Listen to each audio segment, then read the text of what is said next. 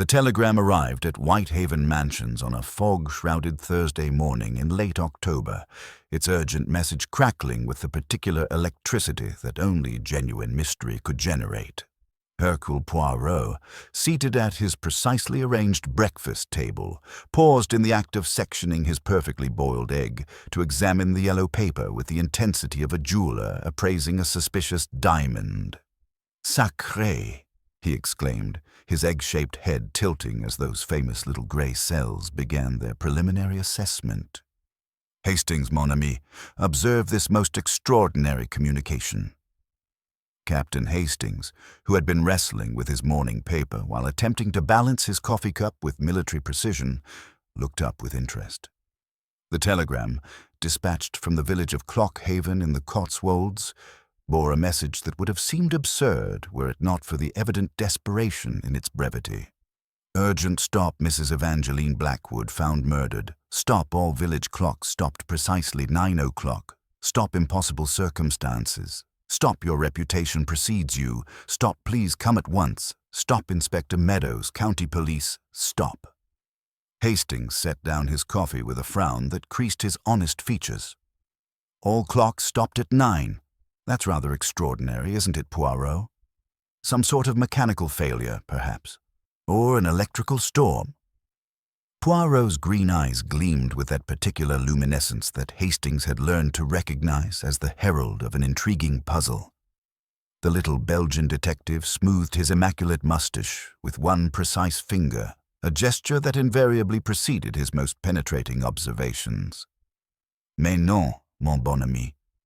You think with the practical mind of the soldier, which is admirable but insufficient for this mystery. Consider, why would Inspector Meadows, whom I have never encountered, feel compelled to emphasize such a detail in an urgent telegram concerning murder? No, this cessation of timepieces, it is not accident. It speaks to me of deliberation, of a mind that seeks to manipulate the very perception of time itself." Poirot arrives. The journey to Clockhaven. Within 90 minutes, they were aboard the morning express to Clockhaven, Poirot having packed his small leather valise with characteristic precision. Each item, his spare collars arranged by subtle gradations of stiffness, his special pomade for the maintenance of his moustache, his diminutive clothes, brush positioned at precisely the correct angle, occupied its designated space with mathematical exactitude. As the English countryside rolled past their first-class compartment window, painted in the russets and golds of autumn's final performance, Poirot stared thoughtfully at the passing landscape, his mind already constructing preliminary hypotheses. "Tell me, Hastings," he said suddenly, breaking a contemplative silence, "what do you know of this Mrs. Evangeline Blackwood?" Hastings consulted his mental catalogue of notable personages, a filing system that, while comprehensive regarding military matters and sporting achievements, proved somewhat deficient in matters of society. Gossip. "I'm afraid the name doesn't ring any bells, old fellow. Though Blackwood, wasn't there some industrial family by that name? Textiles, perhaps, or mining?" "Précisément. The Blackwood fortune was built upon Lancashire cotton mills and Welsh coal mines. Mrs. Evangeline Blackwood was the widow of Sir Reginald Blackwood, who died some 5 years past under circumstances that, while ruled accidental, provoked considerable whispered speculation. She was, by all accounts, a woman of formidable character and considerable wealth, though her charitable endeavors were sometimes questioned by those who found her methods unorthodox." "Unorthodox how?" Poirot's smile was enigmatic. She had a reputation for extracting rather more from her charitable committees than many felt strictly necessary for administrative purposes. Nothing proven, you understand, but whispers have a way of accumulating like dust in corners, n'est-ce pas? The train pulled into Clockhaven station at precisely 2:30, and Poirot immediately noted the small crowd of villagers gathered on the platform. Their faces bore that particular expression of mingled excitement and apprehension that accompanies tragedy in small communities, a mixture of genuine sorrow and undeniable fascination with the dramatic disruption of their ordered existence. The gathering of suspects. Initial observations. Inspector Meadows proved to be a tall, angular man with prematurely gray hair and the weathered complexion of someone who spent considerable time in the elements. His handshake was firm, his manner respectful, but tinged with the skepticism of a practical man confronted with circumstances that defied practical explanation. "Mr. Poirot, Captain Hastings, thank you for responding so promptly. I must confess, this case has me thoroughly perplexed. 26 years with the county police, and I've never encountered anything remotely similar." As they walked through the village toward Blackwood House, Poirot observed everything with his characteristic attention to minute detail. Clockhaven was indeed picturesque, a collection of honey-colored Cotswold stone cottages clustered around a medieval church, their gardens still blooming with late roses and hardy chrysanthemums.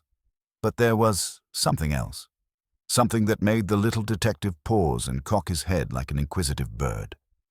"Inspector," he said suddenly, "the clocks. I must see them."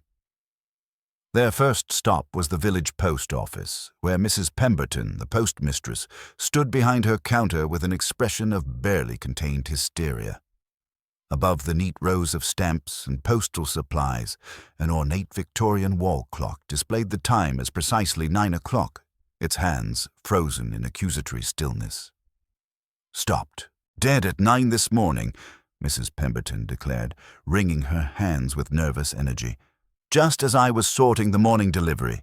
Gave me such a fright, especially when young Tommy Fletcher came running with news about poor Mrs. Blackwood." They proceeded to the ancient church, where the tower clock, a mechanism that had faithfully marked the hours for over 3 centuries, stood equally motionless. The vicar, Reverend Ashworth, a nervous man with thinning hair and ink-stained fingers, explained that he had first noticed the stopped timepiece when he arrived for morning prayers. "Most extraordinary," he stammered, adjusting his spectacles with trembling fingers. "The mechanism has been maintained regularly, never given us a moment's trouble. And it's not merely here. Every timepiece in the village has ceased at the identical moment." Poirot examined each clock face with intense concentration, though he was careful to touch nothing. His green eyes moved systematically, cataloguing details that escaped less trained observation. "Inspector Meadows," he said finally, "you are absolutely certain that all timepieces ceased at 9 o'clock this morning, not 9 o'clock of the previous evening?" "Quite certain. Multiple witnesses can confirm normal operation until this morning. Mrs. Pemberton heard her grandfather clock chime 8:30, and then silence." "Très intéressant," Poirot murmured, his moustache twitching slightly. "And Mrs. Blackwood, when precisely was she discovered?" "At approximately 10:15 this morning by her housekeeper, Mrs. Davies. The lady was found in her private study, seated at her writing desk. Dr. Thornbury believes she died sometime during the night, possibly between midnight and 2 in the morning, though he cannot be more precise without a complete post-mortem examination." Poirot's eyebrows rose in that characteristic expression that indicated his little gray cells had encountered something of particular significance. So the cessation of the timepieces occurred not at the moment of death, but rather some 7 to 9 hours afterward. Most curious indeed. This suggests a mind of considerable cunning, one that understands both the power of symbolism and the art of misdirection. The first false lead. Blackwood House.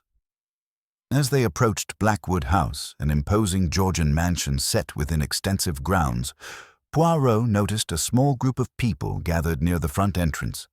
Even from a distance, he could sense the tension that crackled between them like electricity before a thunderstorm. "The household and interested parties, I presume?" he inquired. Inspector Meadows nodded grimly. "Indeed. And I must warn you, Mr. Poirot, this is far from a harmonious gathering. Mrs. Blackwood was not universally beloved, even among her own family circle. There are old grievances here, financial disputes, and what I suspect are carefully guarded secrets." The group consisted of 5 individuals, each presenting a distinct tableau of grief anxiety, or barely concealed animosity. There was Mr. Gerald Blackwood, the deceased woman's stepson, a man in his 40s with the soft features and expensive clothes of inherited wealth, though his eyes held a hardness that spoke of recent disappointments.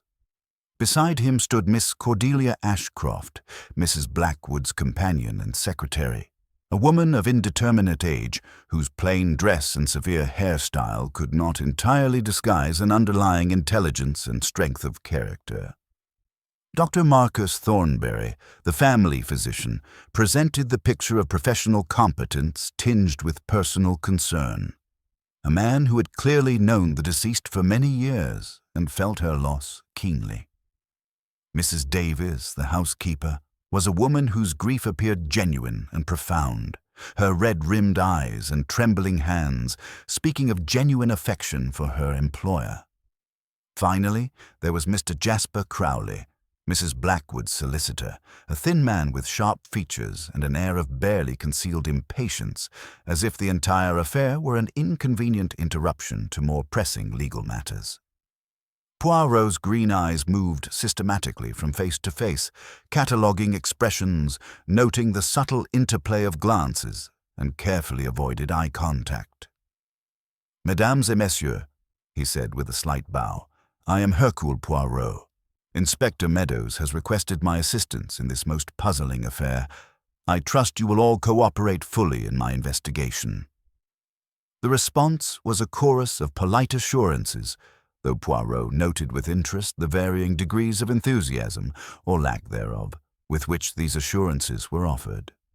Already, his little grey cells were beginning to sort and classify, to build the psychological profiles that would, in time, reveal the truth behind both the murder of Mrs. Evangeline Blackwood and the mysterious affair of the village where every clock stopped at 9. As they prepared to enter the house where the crime had been committed, Poirot felt that familiar stirring of intellectual excitement that accompanied the beginning of a truly complex mystery. Somewhere within the walls of Blackwood House lay the solution to a puzzle that defied conventional logic. A crime that had somehow bent time itself to the will of a murderer possessed of both cunning and a flair for the dramatic. The game, as his methods demanded, would be won not through the examination of physical evidence alone, but through the careful dissection of human psychology, the exposure of hidden motives, and the revelation of those small inconsistencies that, when properly understood, would illuminate the entire truth. The interior of Blackwood House received them with that particular hush which seems to accompany violent death, as though the very walls had absorbed the shock and now exhaled it in whispered echoes. Poirot moved through the entrance hall with his characteristic precision, noting the gleaming surfaces and mathematical arrangement of furnishings that spoke of a mind obsessed with order. A mind not unlike his own, though perhaps lacking the warmth that tempered his own pursuit of perfection. The study lay at the rear of the house, a long room where autumn light filtered through heavy curtains, casting everything in sepia tones that seemed appropriate to the tragedy that had unfolded here. Mrs. Evangeline Blackwood remained as she had been discovered, seated at her mahogany desk, her head inclined over a half-completed letter as though she had merely paused in her correspondence to consider a particularly difficult phrase. "Très intéressant," Poirot murmured, circling the desk with the careful attention of a jeweler examining a suspicious stone. The fountain pen lay in her right hand, though the angle of the writing and the position of the inkwell clearly indicated a left-handed writer. "Inspector, you observe the position of this pen. Madame Blackwood was left-handed, yet the pen rests in her right hand, clutched with considerable force. This suggests that in her final moments she reached across her body, perhaps in surprise, perhaps in recognition of something unexpected." Dr. Thornbury stepped forward with professional gravity. "The preliminary examination suggests cardiac failure, Mr. Poirot. Mrs. Blackwood's heart was delicate. I had warned her repeatedly about overexertion. A sudden shock could certainly have triggered such an episode. But it was the grandfather clock in the corner that commanded Poirot's most intense scrutiny. Unlike the other timepieces throughout the village, this one showed subtle signs of tampering. Small scratches around the mechanism, the case slightly ajar. "This cessation of time," he said thoughtfully. "It is not accident, but design. Someone wished this death to be discovered with precisely these theatrical circumstances." His first interview was with Mrs. Davies, the housekeeper, whose grief appeared both genuine and profound. Settled in the morning room with a cup of tea she did not touch, she recounted her discovery of the body with trembling voice. "I found her at 10:15, sir. The house was too quiet, if you understand me. Mrs. Blackwood was always an early riser. By 7 she'd be at her desk with her correspondence. When I heard no movement, no bell, I went to check." Her hands twisted in her apron. She was particular in her ways, was Mrs. Blackwood, but she didn't deserve this. Not this. "You heard nothing unusual during the night?" "Nothing, sir. Only the wind in the trees and the hall clock marking the hours until—" She paused, confusion clouding her features. "Well, until it stopped, I suppose." Miss Cordelia Ashcroft presented a stark contrast. Composed, almost unnervingly controlled, her voice steady as she answered Poirot's questions. She had served as Mrs. Blackwood's companion and secretary for 3 years, managing correspondence and charitable activities with quiet efficiency. Mrs. Blackwood was a woman of great intellect, Mr. Poirot, demanding certainly, but fair in her own way. She valued order above all else. Miss Ashcroft's hands remained perfectly still in her lap, though Poirot noted the slight tension in her jaw when she spoke of her employer's unique perspective on charity work. "You retired at what hour last evening?" 10:30, after completing the day's correspondence. Mrs. Blackwood was working on a letter to Mr. Crowley. Something about urgent amendments to her will. I heard nothing unusual until Mrs. Davies's screams woke the entire household. Gerald Blackwood entered with the weary belligerence of a man long practiced in disappointment. His expensive clothes could not disguise the shadows beneath his eyes or the slight tremor in his hands as he lit a cigarette. "If you're suggesting I had anything to do with this tragedy, Mr. Poirot, I suggest nothing, monsieur. I merely seek to understand the relationships within this household. Evangeline and I had our differences, I won't deny it. Financial matters primarily. She controlled the family trust with an iron hand, and I felt, well, that's neither here nor there now, is it?" As the interviews progressed, Poirot's little grey cells began constructing their preliminary assessments.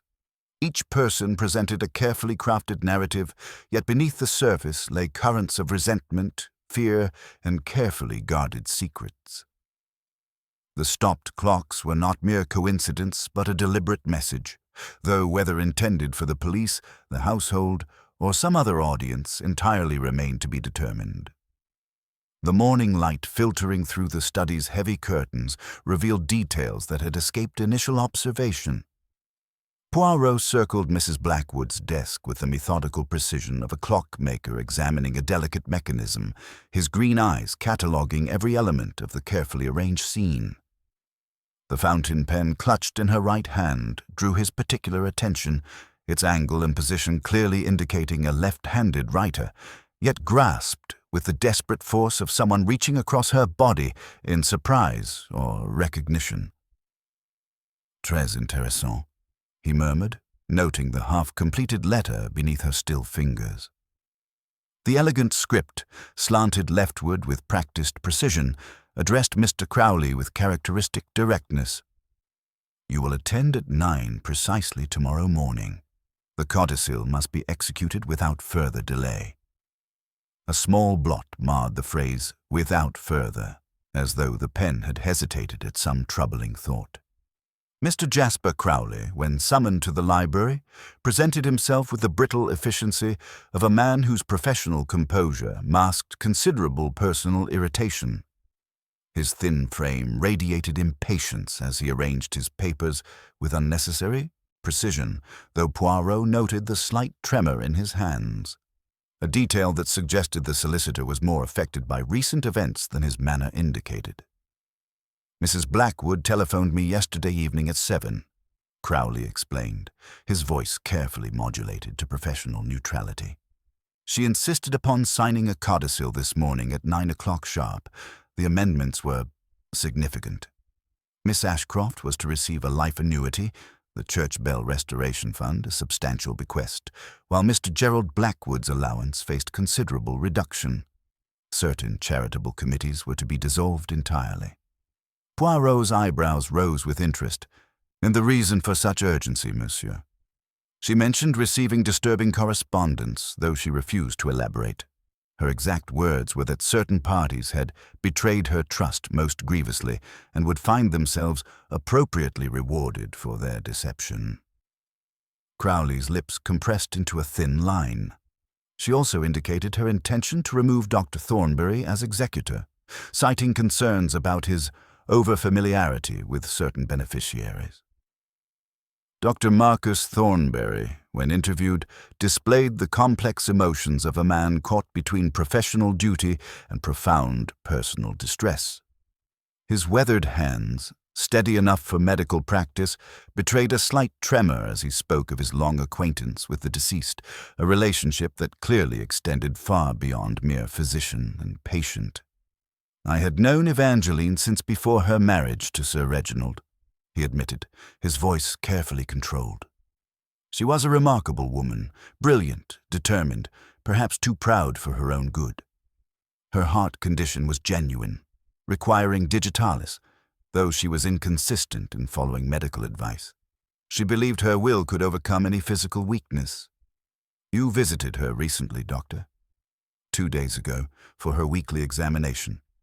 She seemed unusually agitated, mentioning disturbing correspondence that she wouldn't discuss despite my concerns about stress affecting her condition.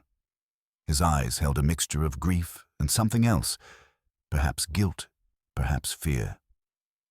Gerald Blackwood entered the smoking room with the weary belligerence of a man long practiced in disappointment.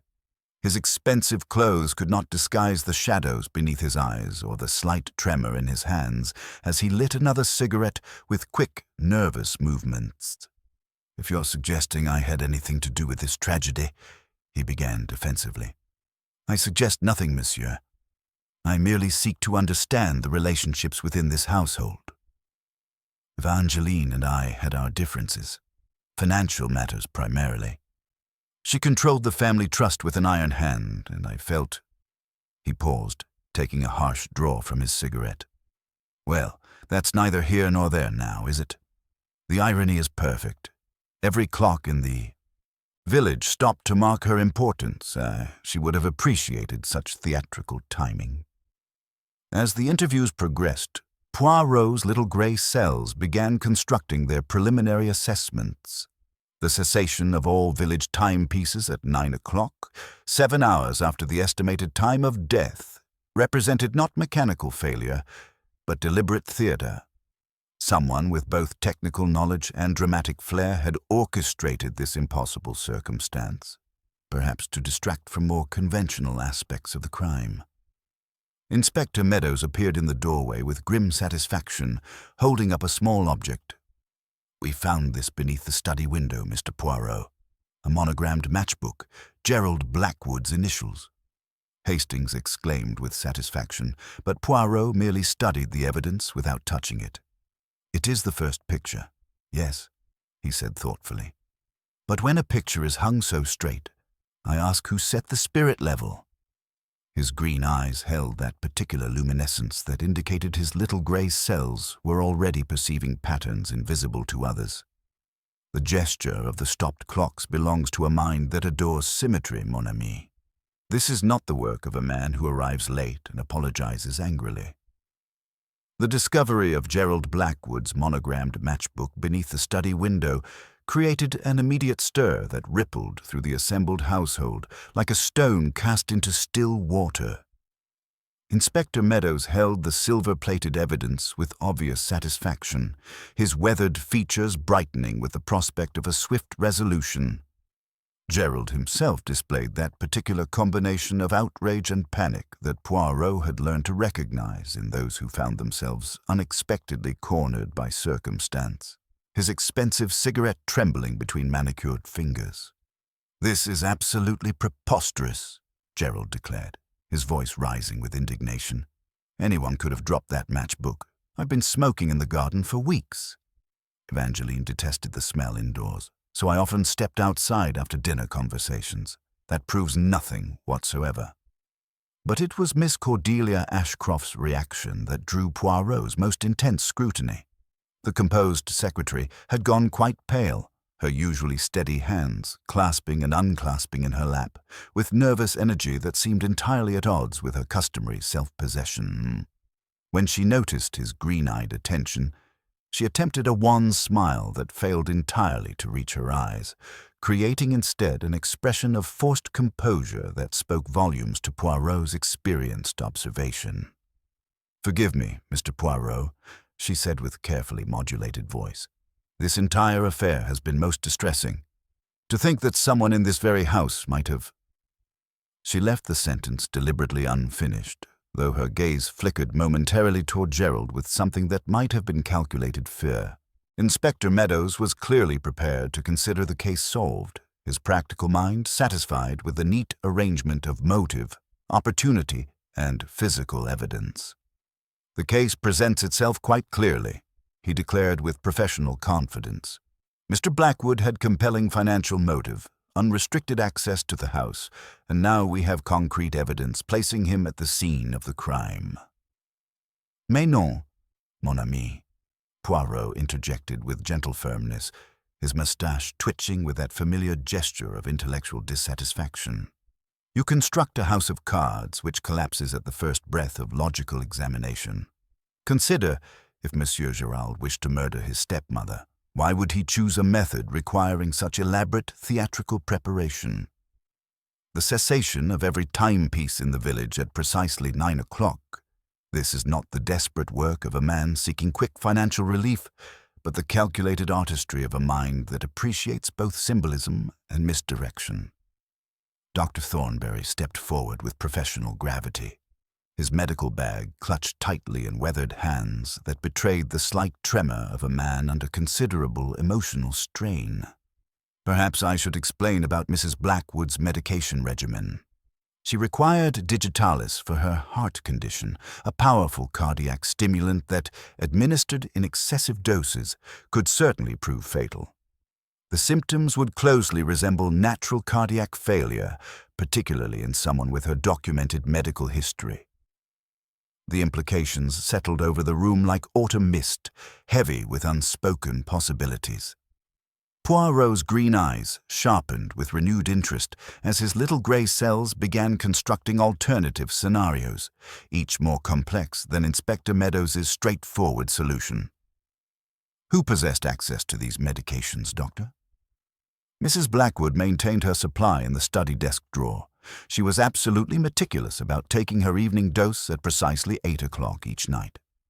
Miss Ashcroft often served as her reminder, as did Mrs. Davies when circumstances required.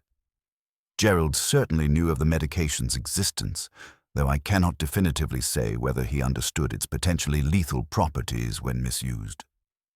Mrs. Davies, who had been listening from the doorway with increasing distress written across her honest features, suddenly spoke with trembling voice.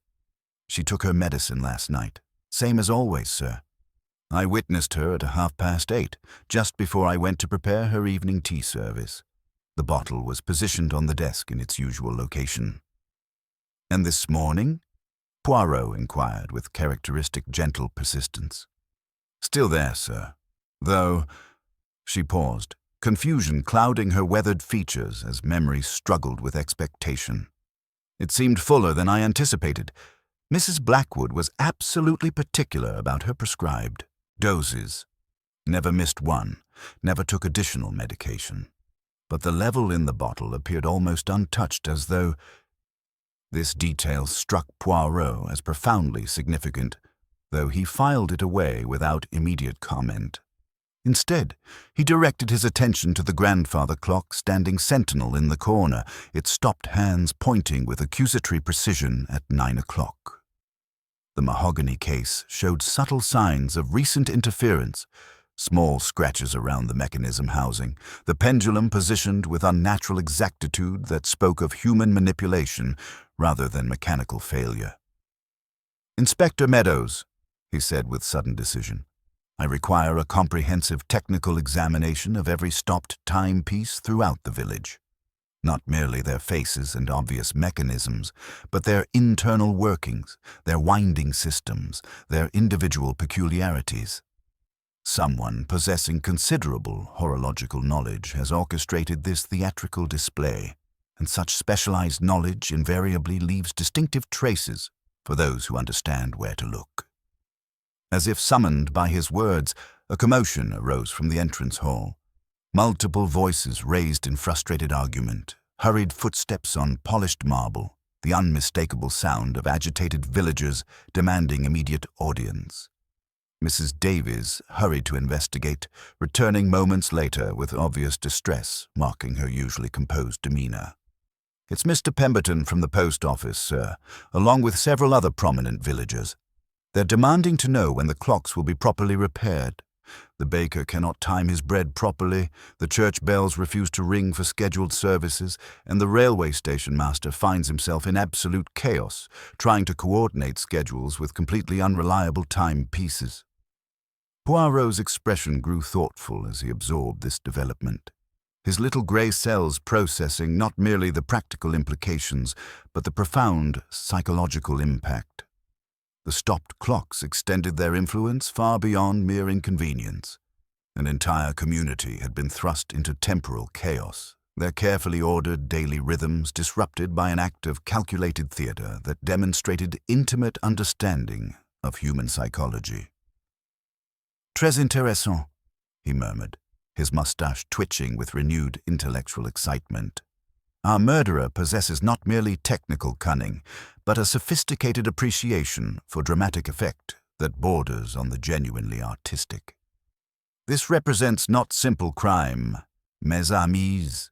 This is calculated performance, designed to unsettle not merely the immediate household, but the entire social fabric of Clockhaven itself." The implications hung in the study's heavy air like incense, dense with unspoken possibilities and the growing certainty that they faced an adversary whose methods transcended ordinary criminal motivation, reaching instead toward something approaching theatrical genius. The commotion from the entrance hall transformed Blackwood House from a scene of contained investigation into barely controlled chaos. Through the morning room window, Poirot observed the gathering crowd of villagers on the front lawn, their faces bearing expressions that ranged from mounting frustration to genuine bewilderment. At their head stood Mr. Pemberton, the postmaster, whose normally precise demeanor had given way to frazzled desperation as he gestured toward the village church tower, where the ancient clock remained frozen in its accusatory pose. "This cannot continue, Inspector," Pemberton declared as the delegation was admitted to the entrance hall. "The entire village has descended into temporal anarchy. The baker's bread is burning because he cannot properly time his ovens. Mrs. Hartwell missed her connection to London, and even the children arrive late for lessons because families can no longer coordinate their morning routines." Behind Pemberton stood a lean, weathered man whose hands bore the distinctive marks of delicate mechanical work, fingertips burnished to a pale gloss from decades of handling brass wheels and steel springs. This was Silas Webb, Clockhaven's master clockmaker, whose nervous manner and reluctance to meet anyone's direct gaze suggested secrets that extended far beyond professional concern. "Mr. Webb," Poirot addressed him with characteristic gentle authority, "you maintain all timepieces throughout Clockhaven, do you not?" "Aye, sir, for near 30 years now," Webb replied, his voice carrying the distinctive cadence of local dialect. "But I've never seen anything like this morning's work. Every mechanism shows identical symptoms, stopped dead at 9 o'clock, but not from any mechanical failure I can identify." Poirot's green eyes sharpened with interest. You have examined them personally. Several, sir. The church clock, the post office timepiece, Mrs. Henderson's mantel clock, all functional when wound again, but someone's been tampering. This pallet pin shows a fresh bite. See the bright mark, Inspector? A thin wedge could hold the anchor from unlocking at the precise instant. Pull it out. Pendulum stops. And what material might accomplish such delicate sabotage? Webb's expression grew troubled. Beeswax, sir. A sliver pressed between palate and escape tooth will hold for hours and leave nigh no mark. The warmth of a clock will soften it. Falls away or may be plucked without fuss. Clean, tidy work. Mrs. Pemberton, who had been listening with growing agitation, suddenly interjected with trembling voice. There was that fellow yesterday afternoon, the one who came about the telephones. He had a printed armband saying County Communications. Very official looking. Asked to check the master clock as a courtesy. Said there were complaints about the line. Inspector Meadows straightened with interest. What fellow? We received no notification of telephone maintenance. Very polite gentleman, wore fine brown gloves and smelled faintly of lavender. Signed the visitor's ledger, but... She paused, dismay replacing certainty. The page is gone, torn clean out.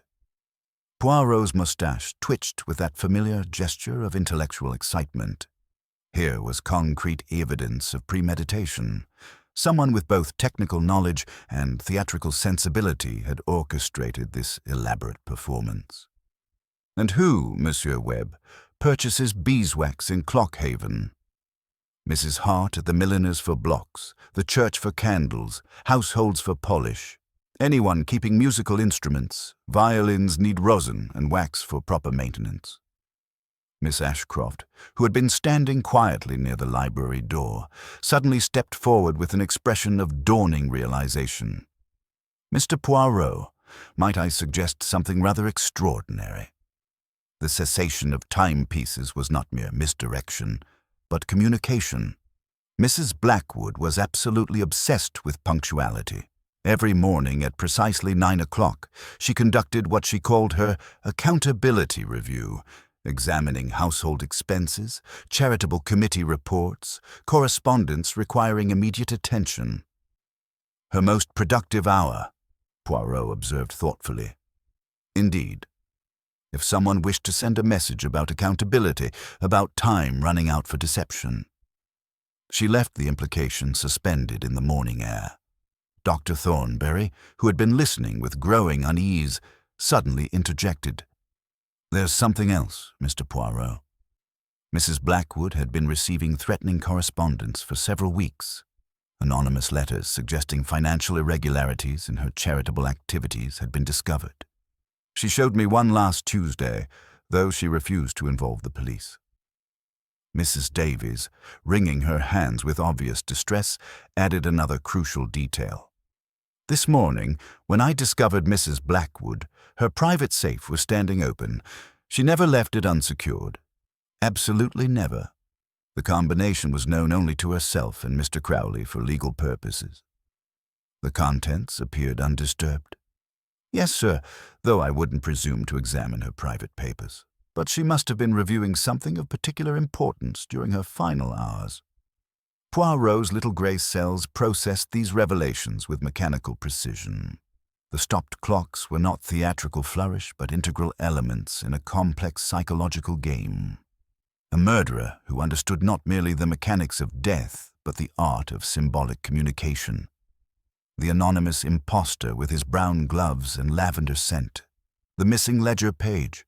The precisely timed cessation of village timepieces. Each element suggested a mind of considerable cunning and dramatic sensibility. Mes amis, he announced with quiet authority.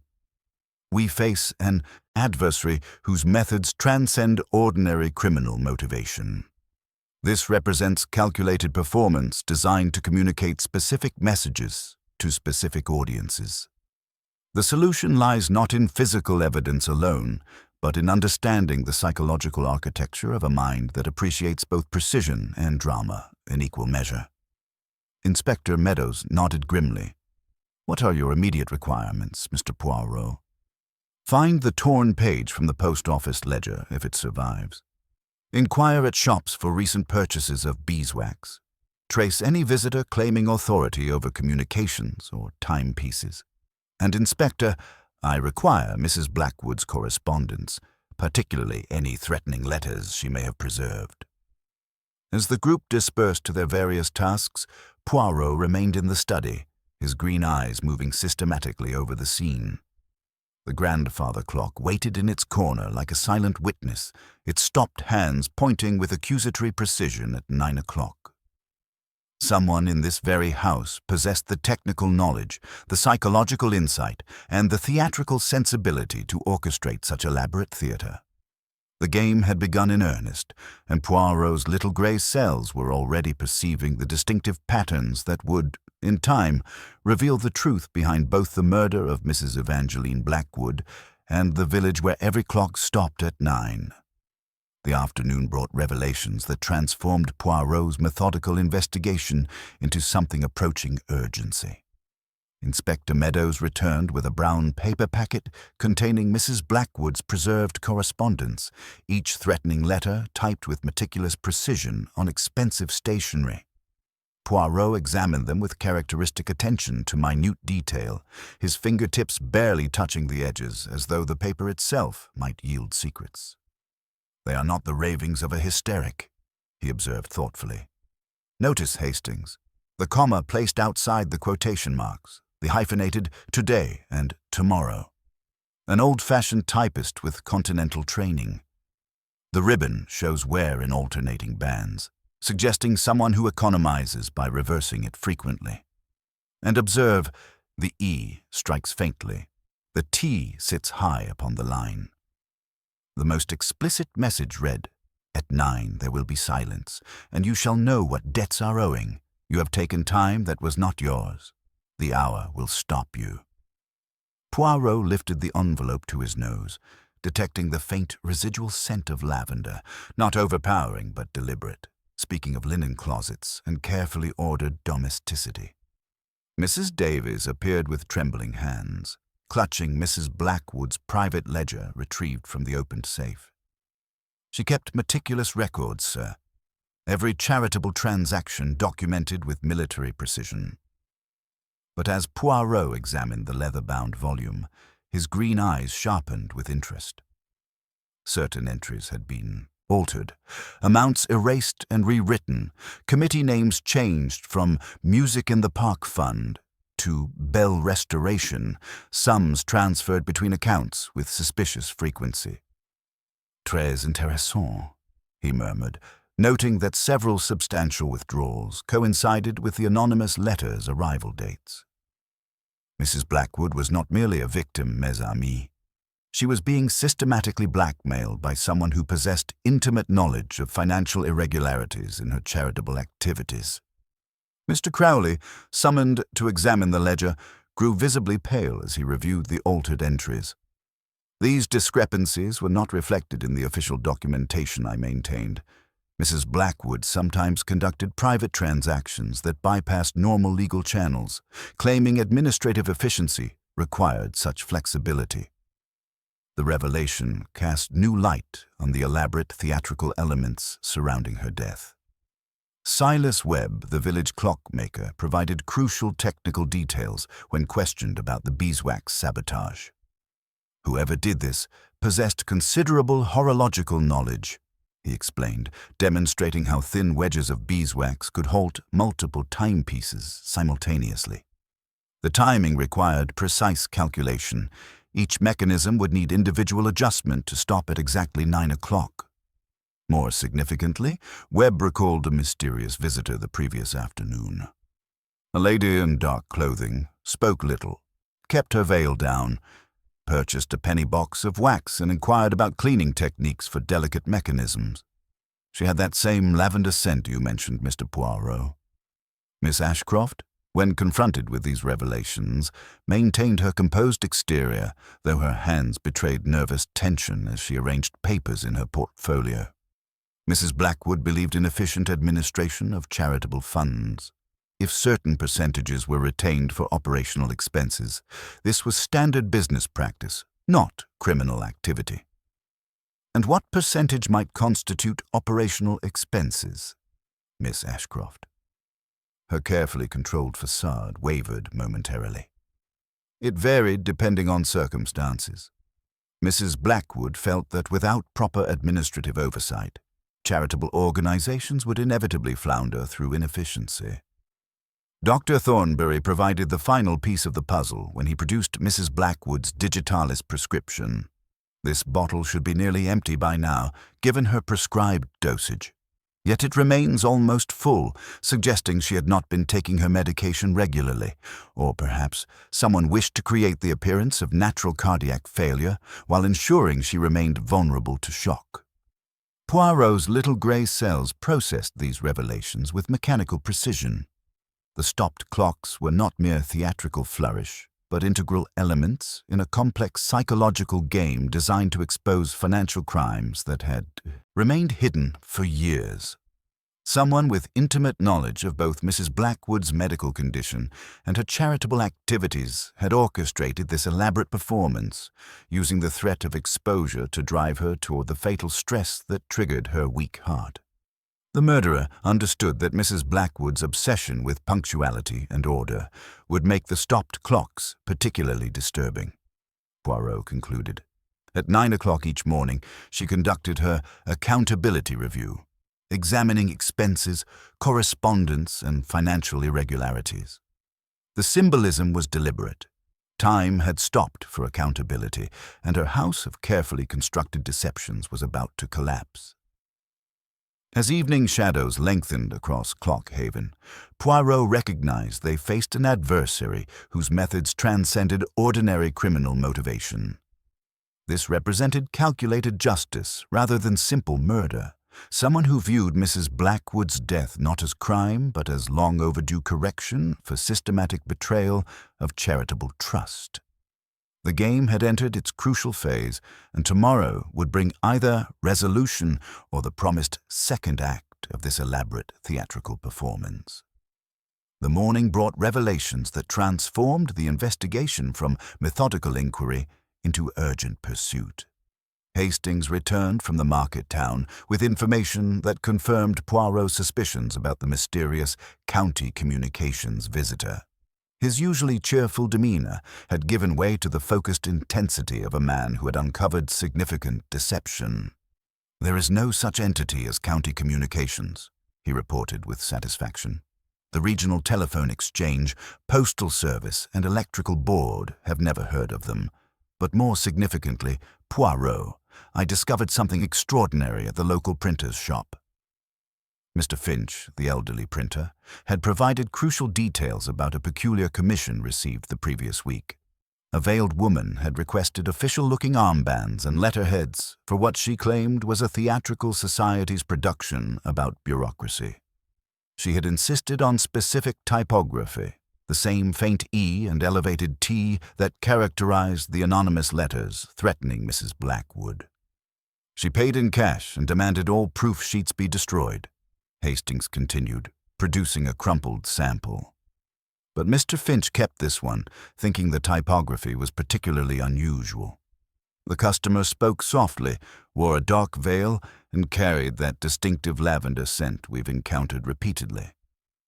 Poirot's green eyes gleamed with intellectual satisfaction as the theatrical elements of the crime crystallized into clear patterns. Someone had orchestrated an elaborate performance, complete with costumes, props, and carefully rehearsed timing, transforming murder into dramatic statement about justice and accountability. The breakthrough prompted Miss Ashcroft to request a private interview, her usual composure finally cracking under the weight of accumulated deception. In the morning room, she revealed the full extent of the financial conspiracy that had motivated Mrs. Blackwood's murder. Mrs. Blackwood was systematically embezzling from charitable organizations throughout the county. She confessed with quiet desperation. "My role as secretary provided perfect cover. I maintained duplicate records, created false documentation, and ensured that questions were redirected to committees that existed only on paper. She promised to cover my sister's expensive medical treatment in exchange for my administrative flexibility. The confession unfolded with methodical precision, revealing years of sophisticated financial manipulation. Mrs. Blackwood had used her social position to establish trust funds that enriched her personal accounts while maintaining the appearance of charitable administration. The elaborate documentation discovered in her safe represented not legitimate charity work, but evidence of systematic fraud spanning nearly 5 years. 3 months ago, the anonymous letters began arriving with specific transaction details that only someone with intimate knowledge could have compiled. Mrs. Blackwood became increasingly paranoid, convinced that someone in the household was betraying her. The night she died, she received a telephone call at 11 o'clock, speaking in increasingly agitated tones. Afterward, she summoned me and declared her intention to confess everything to the authorities the following morning. Poirot absorbed these revelations with characteristic attention to psychological detail. The stopped clocks throughout Clockhaven were not mere theatrical flourish, but integral elements in a moral reckoning that extended far beyond simple criminal justice. Someone had orchestrated Mrs. Blackwood's psychological destruction with the precision of a master dramatist, using her own guilt and medical vulnerabilities as weapons. As Miss Ashcroft's confession concluded, a commotion erupted from the entrance hall, multiple voices raised in alarm, hurried footsteps on polished marble. Mrs. Davies appeared in the doorway with obvious distress, her usually steady hands trembling as she clutched a telegram. "Another message, sir," she announced with barely controlled panic. "Delivered to the front door just now, though no messenger was seen." The telegram bore the same expensive stationery and distinctive typography. "The second hand moves at 10. Those who enable deception will find their time equally measured. Justice requires witnesses." The implications settled over the morning room like gathering storm clouds. Their adversary was not finished with theatrical performances. This represented escalation, a promise of further dramatic revelations designed to expose every participant in Mrs. Blackwood's elaborate financial conspiracy. "Mes amis," Poirot announced with quiet authority. "We approach the crucial moment when all deceptions must collapse under the weight of accumulated truth. Our murderer possesses not merely technical cunning, but sophisticated understanding of human psychology, using guilt and fear as precisely as any physical weapon. The stopped clocks were merely the opening act in a performance designed to force complete confession and moral reckoning." Inspector Meadows appeared with grim determination. "What are your instructions, Mr. Poirot?" "Assemble everyone in the library at precisely 10 o'clock. Our theatrical director has promised a second act, and I believe we shall witness the final revelation of this elaborate moral drama. But, Inspector, ensure that no one leaves Blackwood House unaccompanied. The performance is not yet complete, and our adversary has demonstrated considerable dedication to dramatic timing." The morning light filtering through the windows carried with it the promise of revelations that would soon transform this complex web of deception into crystalline clarity, though at what cost remained to be determined. The library at Blackwood House had transformed into a theatrical stage as 10 o'clock approached, each participant positioned with the careful precision of actors, awaiting their final cues. Poirot stood before the marble fireplace, his green eyes moving systematically from face to face, cataloguing the subtle expressions that revealed far more than carefully constructed words ever could. The grandfather clock in the corner remained frozen at 9, its stopped hands serving as constant accusation in the heavy silence. Gerald Blackwood occupied the leather armchair nearest the window, his expensive cigarette trembling between manicured fingers as he projected casual indifference that fooled no one present. Miss Ashcroft sat rigidly upright on the settee, her recent confession having stripped away the composed facade, leaving behind only hollow-eyed exhaustion. Dr. Thornberry stood beside the medical texts, his weathered hands clasped behind his back in professional detachment, though the slight tremor in his shoulders betrayed profound personal investment. Mrs. Davies remained near the door, her honest features marked by growing apprehension as she began comprehending the conspiracy's full scope. "Mesdames et messieurs," Poirot began with characteristic precision, "we gathered to witness the conclusion of a performance that began not with Mrs. Blackwood's death, but with her systematic betrayal of charitable trust throughout this community. The stopped clocks were not random theatrical flourish, but calculated symbols communicating accountability's moral weight." He moved to examine the water decanter on the side table, lifting it delicately to his nose. "Lavender," he murmured thoughtfully. "The signature of our theatrical director, who appreciates continuity in performance." Setting it aside untouched, he continued, "Someone with intimate knowledge of both horological mechanisms and human psychology orchestrated this elaborate theater, using Mrs. Blackwood's guilt and medical vulnerabilities as weapons more effective than any physical instrument." The mantel clock's hands approached 10 with agonizing deliberation. As if responding to some invisible conductor's baton, a soft mechanical clicking emanated from the grandfather clock's case. The stopped pendulum trembled, lifted, and began its measured swing. With the first tick, a small envelope slipped from behind the clock's face, floating to the carpet with theatrical precision. "The second act," Poirot observed calmly as Inspector Meadows reached for the message. The paper bore familiar typography. "Justice requires witnesses. The enabler's time has come." Dr. Thornbury stepped forward instinctively, reaching for the water decanter with medical reflex.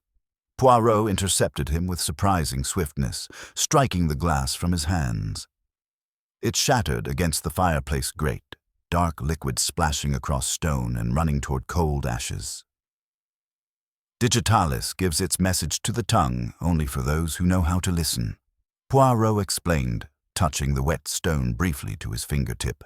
"The bitterness is unmistakable, though the lavender scent was meant to distract from closer examination." Mrs. Davies gasped with genuine horror. "I prepared nothing, sir. That decanter has stood untouched since morning." "Since 9:45, when you arranged the tea service," Poirot corrected gently.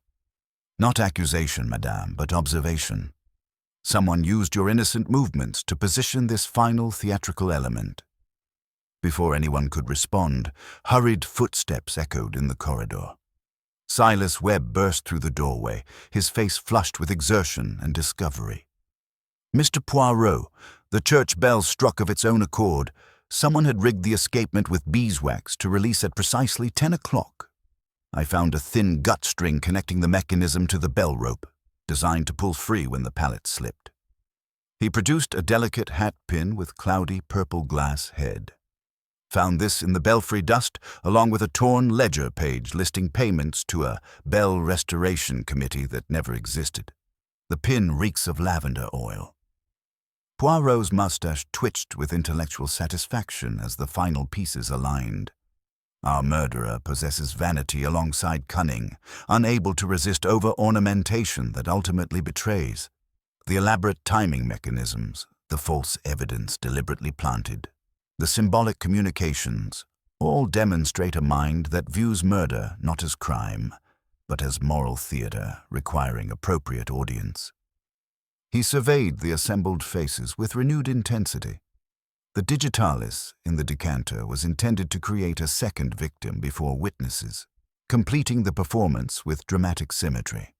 But our theatrical director made one crucial error, the assumption that justice and revenge are synonymous concepts. The grandfather clock continued its steady rhythm, marking time that had been stolen and now returned. Outside, villagers gathered in the lane, their faces lifted toward the church tower where normal time had finally resumed. The final act approached, and Poirot's little gray cells hummed with anticipation of confronting a mind that had elevated murder into art, transforming an entire village into a stage for elaborate moral reckoning. The grandfather clock's resumed ticking echoed through the library like a metronome marking the final movements of an elaborate symphony, each measured beat drawing the assembled suspects closer to an inevitable crescendo of revelation.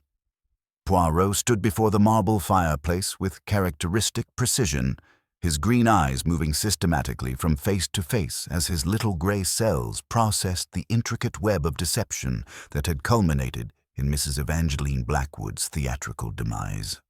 The methodical unraveling. The shattered decanter speaks eloquently of our murderer's final performance. Poirot began, his voice carrying the weight of absolute certainty. Digitalis dissolved in water, scented with lavender to mask the bitter taste, a weapon chosen not for convenience but for symbolic resonance. Our theatrical director understood that Mrs. Blackwood's death alone would not satisfy the demands of moral justice. The performance required witnesses, carefully orchestrated revelations, and the systematic exposure of every participant in her elaborate financial conspiracy. He moved to examine the fragments of glass scattered across the hearthstones, noting how the liquid had spread in patterns that spoke of deliberate preparation rather than spontaneous poisoning. The technical sophistication required for village-wide temporal manipulation, the intimate knowledge of Mrs. Blackwood's routines and vulnerabilities, the psychological insight necessary to orchestrate her systematic torment, these elements could not have originated from a single mind, regardless of how cunning. Dr. Thornbury stepped forward with professional composure, though the slight tremor in his weathered hands betrayed emotional investment that extended far beyond medical duty. His shoulders sagged slightly under Poirot's penetrating gaze, the weight of accumulated deception finally overwhelming professional dignity. The medical accomplice revealed. Dr. Thornbury, Poirot continued with gentle authority, your father was Clockhaven's clockmaker before Silas Webb assumed the position. You learned horological mechanisms as a boy, understanding precisely how thin wedges of beeswax could halt multiple timepieces simultaneously. The coordination required months of careful study, examining each mechanism throughout the village to plan the synchronized sabotage that would stop every clock at exactly 9 o'clock. The doctor's composed facade began cracking under relentless analysis. You possessed intimate knowledge of Mrs. Blackwood's medical vulnerabilities, her charitable activities, and her obsessive morning routine. More significantly, you understood that her guilt over systematic embezzlement had created psychological conditions ripe for cardiac crisis. When you discovered the extent of her financial crimes during routine examination of charitable committee records, your medical training in systematic analysis revealed patterns of theft that had escaped less methodical scrutiny. The anonymous letters, Dr. Thornbury admitted with clinical precision, were composed on the typewriter in my surgery office. The distinctive E and elevated T that characterize my prescription labels, the lavender scent from sachets I used to mask medicinal odors in my consulting room, I orchestrated her psychological torment with the precision of a master physician using her own guilt as the instrument of destruction. The true mastermind. Exposed.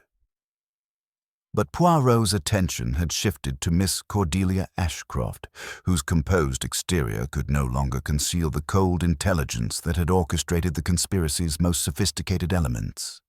Her hands remained perfectly still in her lap, though her eyes held a burning resentment that spoke of profound personal betrayal. Miss Ashcroft, Poirot observed with characteristic precision, your recent confession regarding financial complicity was most illuminating, though incomplete. You spoke of Mrs. Blackwood's unique perspective on charity work, with bitterness that belied your composed exterior. You were far more than mere accomplice.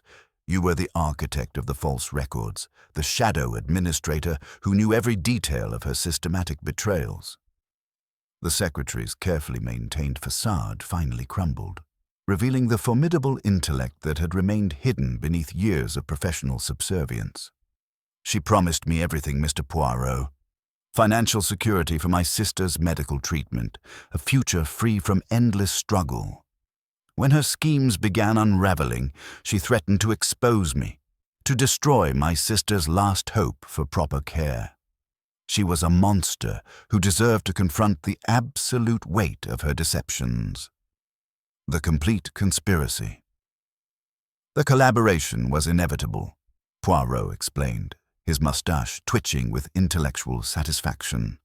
Dr. Thornbury provided the medical knowledge and horological expertise, while Miss Ashcroft contributed intimate understanding of the financial crimes and access to Mrs. Blackwood's correspondence. Together, you orchestrated not simple murder, but elaborate moral theater designed to expose corruption while ensuring your own survival. The confession unfolded with methodical precision, revealing months of careful coordination. Miss Ashcroft had typed the anonymous letters on Mrs. Blackwood's own machine, using the worn ribbon she so carefully economized, while Dr. Thornbury had gradually reduced her digitalist dosage to ensure maximum vulnerability to psychological stress. The stopped clocks represented their joint masterpiece, a symbolic statement that Mrs. Blackwood's time for deception had ended, orchestrated with technical precision that only their combined expertise could have achieved. Justice and resolution. Inspector Meadows stepped forward with professional authority, his expression showing grudging respect for the elaborate planning involved. Dr. Thornbury, Miss Ashcroft, you're both under arrest for the murder of Mrs. Evangeline Blackwood and conspiracy to commit fraud. As the conspirators were led away, their weathered features bore expressions of profound sadness rather than criminal defiance. They had viewed themselves as moral surgeons removing cancerous corruption, not as murderers destroying human life. The elaborate theatrical elements, the stopped clocks, the symbolic timing, the carefully orchestrated revelations represented their attempt to transform necessary justice into public education about charitable fraud. The grandfather clock continued its steady rhythm, marking time that had been stolen and now returned to normal flow. Outside, villagers began the process of resetting their timepieces, restoring temporal order to a community that had been thrust into chaos by two individuals whose vision of dramatic justice had ultimately consumed them both. The final act had concluded, though its implications would resonate through Clockhaven's charitable organizations for years to come, serving as a permanent reminder that even the most elaborate deceptions must eventually yield to the inexorable passage of time and the persistent application of Hercule Poirot's little grey cells. The library emptied with the measured solemnity of a theater after the final curtain, each participant departing with the weight of revelation settling upon their shoulders like autumn mist. Inspector Meadows supervised the arrests with professional thoroughness, though his weathered features reflected the complex emotions that accompanied cases where justice and criminality intertwined in morally ambiguous patterns. Miss Ashcroft rose with characteristic efficiency, arranging her gloves on the table's edge with the same meticulous precision that had concealed her criminal activities for years. She looked once at the shattered decanter, then surrendered her wrists without protest, her composed facade finally cracked to reveal the formidable intellect beneath. Dr. Thornbury removed his spectacles and attempted to polish them, but his hands trembled too violently for the lenses to clear. The weight of his betrayal, not merely of Mrs. Blackwood, but of his medical oath and the community's trust, had finally overwhelmed his professional composure. As the constables led them away, both conspirators bore expressions of profound sadness rather than criminal defiance, having viewed themselves as moral surgeons removing cancerous corruption rather than murderers destroying human life. Poirot's final deductions.